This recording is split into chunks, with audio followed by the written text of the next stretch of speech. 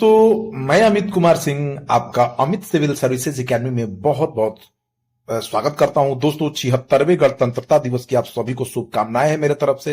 एक दो दिन क्लास इसलिए नहीं हुआ दोस्तों, 26 जनवरी पड़ गया और संडे एक पड़ गया था, इसके कारण मैं आपको नहीं लेके आया था। आज मैं आपके लिए 24 से 27 जनवरी 2025 के सभी इंपॉर्टेंट बिहार करंट अफेयर्स, राष्ट्रीय और अंतर्राष्ट्रीय घटनाओं के साथ लेकर हाजिर हूं। आप जानते ही दोस्तों कि हमारे चैनल पर सबसे इंपॉर्टेंट बिहार करंट अफेयर्स 6 अखबारों का निचोड़ और दोस्तों मिलता है, जिससे आपका संपूर्ण तैयारी एग्जाम का हो जाता है। तो चलते हैं आज के पहले क्वेश्चन की तरफ। पद्म पुरस्कार 2025 से बिहार के कितने हस्तियों को सम्मानित किया गया? दोस्तों 7 हस्तियों को। केंद्रीय गृह मंत्रालय ने 2025 के लिए पद्म पुरस्कारों की घोषणा कर दी है। इस साल बिहार की 7 हस्तियों को पद्म सम्मान से सम्मानित किया जाएगा। गृह मंत्रालय द्वारा जारी सूची में बिहार कोकिला शारदा सिन्हा, जिनकी मृत्यु हो गई इसी साल 2024 में दोस्तों, उनको दिया जाएगा। कला के क्षेत्र में पद्म विभूषण सुशील कुमार मोदी, जो बीजेपी के राज्यसभा सांसद भी थे, बिहार के पूर्व मुख्यमंत्री भी, उप मुख्यमंत्री भी थे, उनको लोक कार्य के लिए पद्म भूषण मिला है। ठीक है। और स्वर्गीय आचार्य किशोर कुलाल को सिविल सेवा के क्षेत्र में पद्मश्री का सम्मान मरणोपरांत दिया गया है। तो ये 3 विभूतियां हैं जिनको पद्म विभूषण शारदा सिन्हा को, सुशील कुमार मोदी को पद्म भूषण एवं स्वर्गीय आचार्य किशोर कुलाल को पद्मश्री का सम्मान दिया गया। इसके अलावा दोस्तों आरा के रहने वाले भीम सिंह भवेश को सामाजिक कार्य के लिए पद्मश्री सम्मान 2025 दिया गया है। वहीं मुजफ्फरपुर के भूसरा की रहने वाली निर्मला देवी को सृजनी कला के लिए पद्मश्री सम्मान दिया गया है। स्वास्थ्य के क्षेत्र में, मेडिसिन के क्षेत्र में हेमंत कुमार को पद्मश्री मिला है। विजय नित्यानंद सूरीवर जी महाराज को पद्मश्री सम्मान दिया गया। तो इन 7 विभूतियों के बिहार को पद्म सम्मानों से सम्मानित किया गया है। देखिए दोस्तों, पद्म विभूषण 2025 में लगभग भारत सरकार ने इस साल 139 पद्म पुरस्कारों की मंजूरी दी है। इसमें 7 पद्म विभूषण, 19 पद्म भूषण और 113 पद्मश्री पुरस्कार शामिल हैं। लोकसभा चुनाव 2024 में बेहतर चुनाव प्रबंधन के लिए बिहार के किस जिलाधिकारी को बेस्ट इलेक्टोरल प्रैक्टिसेस अवार्ड 2024 से सम्मानित किया गया है? तो सौरभ जोरवाल को। लोकसभा चुनाव 2024 में बेहतर चुनाव प्रबंधन के लिए बिहार के पूर्वी चंपारण जिला के जिलाधिकारी सौरभ जोरवाल को बेस्ट इलेक्टोरल प्रैक्टिसेस अवार्ड 2024 से सम्मानित किया गया है। बिहार के मुख्य सचिव अमृतलाल मीणा, डीएमएस पाल मीणा, अंशुल कुमार और नवीन कुमार को राज्य पुरस्कार से सम्मानित किया जाएगा। ठीक है दोस्तों, तो इनको ध्यान रखिए। बिहार राज्य खेल प्राधिकरण की ओर से आयोजित 68वीं राष्ट्रीय रोड साइकिलिंग चैंपियनशिप में बिहार ने कुल 7 पदक जीते हैं। बिहार राज्य खेल प्राधिकरण की ओर से आयोजित 68वीं राष्ट्रीय रोड साइकिलिंग चैंपियनशिप में बिहार ने कुल 7 पदक जीते हैं। बिहार के खिलाड़ियों को बिहार के खेल मंत्री सुरेंद्र मेहता तथा बिहार खेल प्राधिकरण के महानिदेशक रविंद्रन शंकरन ने बधाई भी दी है। अखिल भारतीय अंतर विश्वविद्यालय कराटे चैंपियनशिप में बिहार की इकाई की किस छात्रा ने रजत पदक जीता? तो दोस्तों अपराजिता सिंह ने। महर्षि दयानंद यूनिवर्सिटी रोहतक हरियाणा में आयोजित अखिल भारतीय अंतर विश्वविद्यालय कराटे चैंपियनशिप में बिहार की इकाई की छात्रा अपराजिता सिंह ने रजत पदक जीत लिया है। अपराजिता ने नेशनल स्कूल गेम्स कराटे में भी कांस्य पदक जीता है। हाल ही में एक रिपोर्ट के अनुसार बिहार में 2024 में कितने पर्यटक बिहार घूमने आए हैं? तो लगभग दोस्तों 6,60,81,000।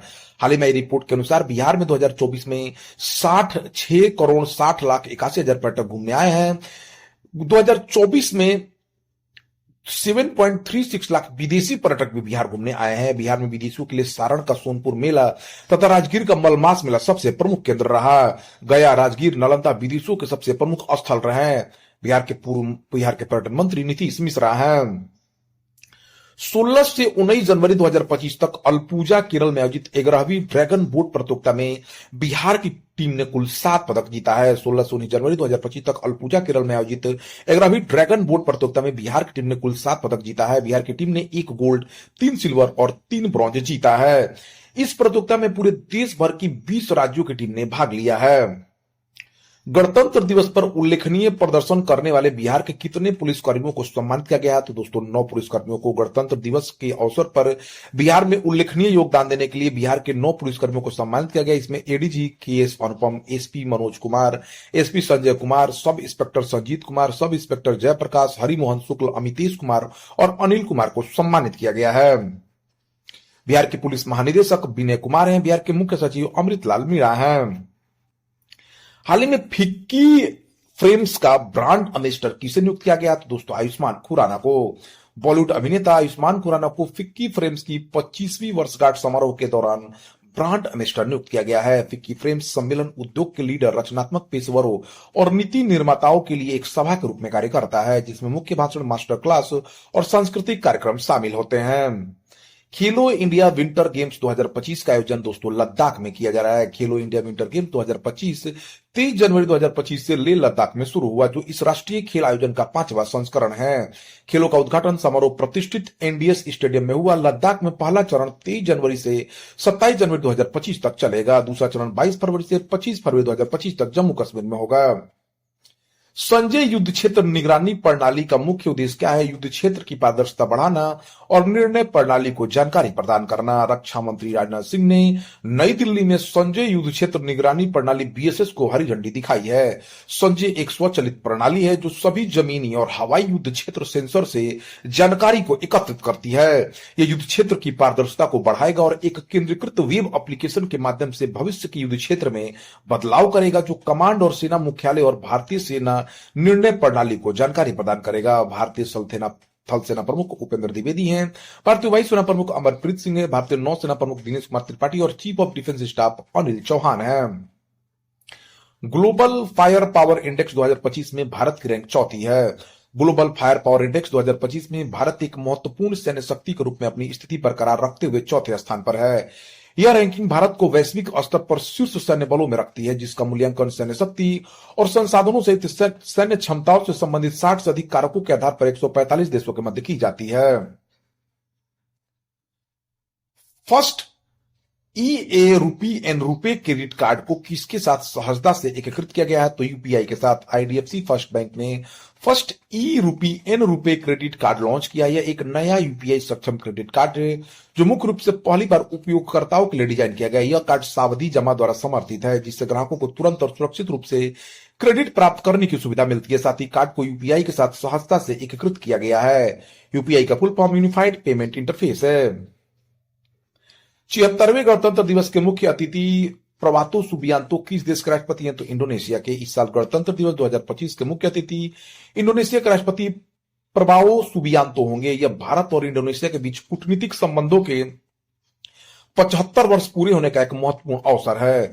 बता दें कि साल 2025 में भारत 76वां गणतंत्र दिवस मनाएगा। जस्टिस आलोक आराधे ने हाल ही में किस उच्च न्यायालय के मुख्य न्यायाधीश के रूप में शपथ लिया? तो दोस्तों बॉम्बे उच्च न्यायालय। न्यायमूर्ति आलोक आराधे ने हाल ही में आधिकारिक तौर पर बॉम्बे उच्च न्यायालय के न्यायाधीश के रूप में शपथ ली है। उनका शपथ समारोह महाराष्ट्र के राज्यपाल सीपी राधाकृष्णन ने कराया है। मुंबई के मुख्यमंत्री देवेंद्र फडणवीस है महाराष्ट्र के। दिल्ली उच्च न्यायालय के मुख्य न्यायाधीश के रूप में किसने शपथ ली? तो दोस्तों जस्टिस देवेंद्र कुमार उपाध्याय ने। उपराज्यपाल वीके सक्सेना ने जस्टिस देवेंद्र कुमार उपाध्याय को दिल्ली उच्च न्यायालय के मुख्य न्यायाधीश के रूप में शपथ दिलाई है। दिल्ली की वर्तमान मुख्यमंत्री आतिशी मार्लेना सिंह हैं। शतरंज विश्व कप 2025 की मेजबानी भारत करेगा। दोस्तों भारत 31 अक्टूबर से 27 नवंबर 2025 तक फीडे शतरंज विश्व कप 2025 की मेजबानी करने के लिए तैयार है। इसकी घोषणा अखिल भारतीय शतरंज महासंघ के एक वरिष्ठ अधिकारी ने की थी। हालांकि एआईसीएफ ने कहा कि मेजबानी के अधिकारों की अनौपचारिक रूप से पुष्टि जनवरी या फरवरी 2024 में ही कर दी गई थी।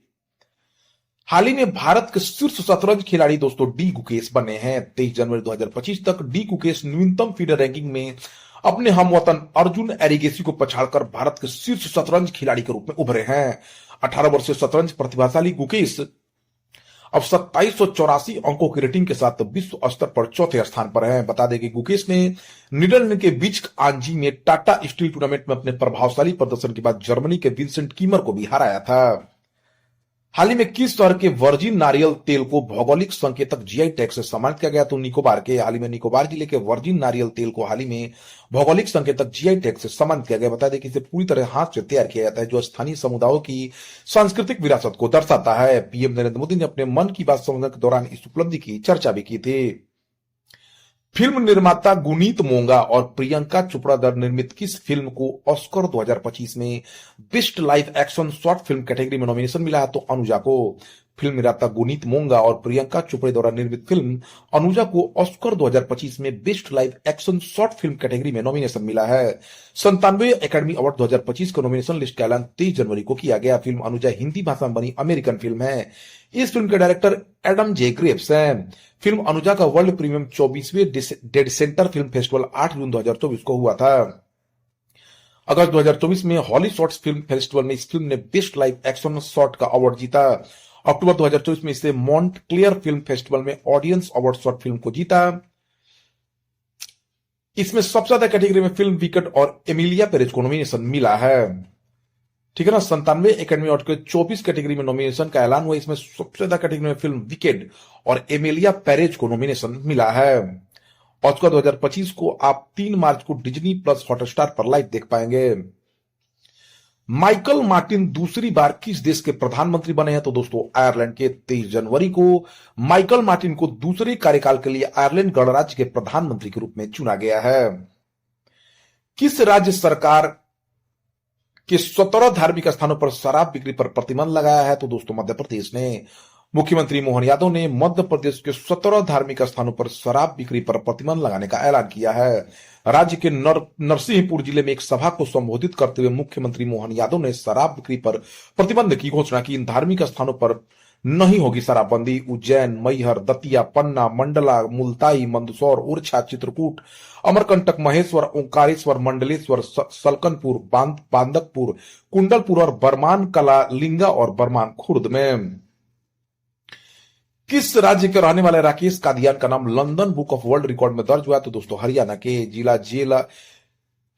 के जिला नूह पर कार्यरत एवरेस्ट विजेता राकेश कादियान ने 2 दिन के अंदर विश्व की सबसे ऊंची चोटी माउंट एवरेस्ट और विश्व की चौथी ऊंची चोटी माउंट लहोत्से पर सफलतापूर्वक चढ़ाई करके भारतीय तिरंगा फहराया है। 23 जनवरी को नूह डीसी विश्राम कुमार मीणा ने प्रशंसा पत्र और मोमेंटो देकर राकेश कादियान को सम्मानित किया है। इस तरह से 45 वर्ष की आयु में विश्व का पहला पर्वतारोही बनने पर कादियान का नाम London book of world record में दर्ज किया गया है। 21 साल की लगातार सर्विस और 45 की उम्र में London book of world record में नाम दर्ज कराने वाले वो विश्व के पहले पर्वतारोही बने हैं। मेरिल बोन क्रिकेट क्लब के नए सलाहकार बोर्ड वर्ल्ड क्रिकेट कनेक्ट्स में किस भारतीय को शामिल किया गया? तो जय शाह और सौरव गांगुली को। 4 जनवरी को आईसीसी अध्यक्ष और बीसीसीआई के पूर्व सेक्रेटरी जय शाह को मेरिल बोन क्रिकेट क्लब के नए सलाहकार बोर्ड वर्ल्ड क्रिकेट कनेक्ट्स में शामिल किया गया। जय शाह ने पिछले साल 1 दिसंबर 2024 को आईसीसी चेयरमैन का पद संभाला था। जय शाह के अलावा सौरव गांगुली को भी इसमें शामिल किया गया है। World cricket connects advisory board 7 और 8 जून को लॉर्ड्स में होने वाली मीटिंग में खेल के सामने आने वाली चुनौतियों और समस्याओं पर चर्चा करेगा। वर्ल्ड क्रिकेट कनेक्ट्स बोर्ड में 13 मेंबर शामिल हैं। इसकी अध्यक्षता पूर्व श्रीलंकाई कप्तान कुमार संगकारा करेंगे। 23 जनवरी 2024 को ऑस्ट्रेलिया के किस पूर्व क्रिकेट कप्तान को हॉल ऑफ फेम में शामिल किया गया? तो माइकल क्लार्क को। 23 जनवरी को ऑस्ट्रेलिया के पूर्व क्रिकेट कप्तान माइकल क्लार्क को हॉल ऑफ फेम में शामिल किया गया है। ग्लोबल प्लास्टिक एक्शन पार्टनरशिप में कितने नए देश शामिल हुए? तो 7 दोस्तों। वर्ल्ड इकोनॉमिक फोरम 2025 की वार्षिक बैठक में 7 और देश ग्लोबल प्लास्टिक एक्शन पार्टनरशिप से जुड़ गए हैं। अब इस पहल में शामिल देशों की संख्या बढ़कर 25 हो गई है।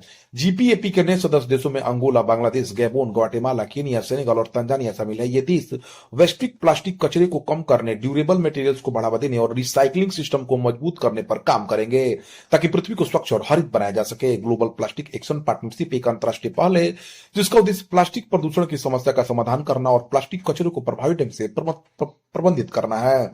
यह वर्ल्ड इकोनॉमिक फोरम द्वारा 2018 में शुरू किया गया था। जीपीएपी विभिन्न सरकारों, व्यवसाय और नागरिक समाज के साथ साझेदारी में काम करता है।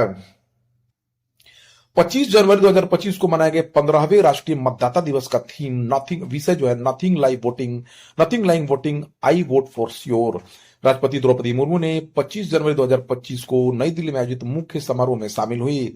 इस आयोजन में विभिन्न देशों के चुनाव प्रबंधन निकायों के प्रतिनिधि तथा प्रमुखों ने भी हिस्सा लिया। इस साल मतदाता दिवस का विषय है nothing like voting I vote for sure है। तो दोस्तों यह रहा 24 से 27 जनवरी 2025 के